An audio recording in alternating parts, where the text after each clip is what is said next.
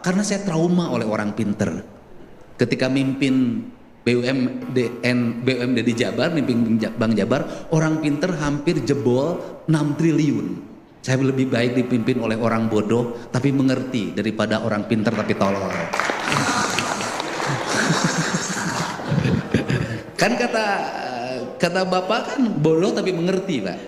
Nah, saya katakan ngomong orang bodoh tapi mengerti. Kita ini lahir, apalagi saya, lahir seorang ibu dalam kacamata orang bodoh. Sekolah tidak, baca tulis tidak bisa.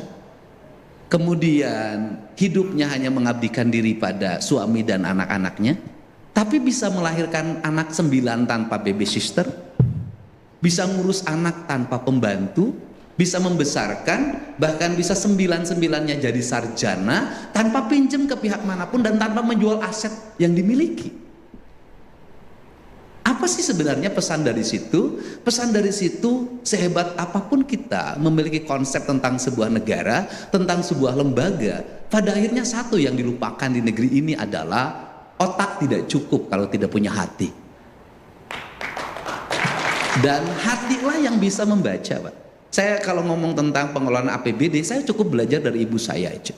Nggak usah belajar pada yang lain. Kenapa? Karena ibu saya sudah terbukti bisa mengelola keuangan orang tua saya dengan baik, bisa menyekolahkan anak tanpa hutang. Karena saya lihat hampir semua ahli ekonomi juga meninggalkan hutang ketika membangun. Nah, apa sih sebenarnya yang ada dalam pikiran saya? Yang dalam pikiran saya kita harus melihat negeri ini sebelum merdeka bisa ada pembangunan oleh siapa? Oleh POC kok. Ya POC ini ngelola Jabar itu dari mana sih? Hanya dari jualan teh, jualan karet, jualan kina, jualan kopi. Mampu membangun rel kereta api yang baik sampai hari ini masih dipakai. Masih mampu membangun jalan yang sampai hari ini masih dipakai, mampu membangun gedung sate yang belum bisa membangun gedung seperti itu Pemprov Jabar sampai hari ini.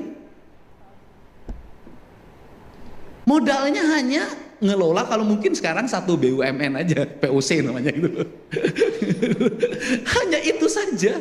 Dikelola dengan baik, bagaimana swasta itu memberi kontribusi bagi negara.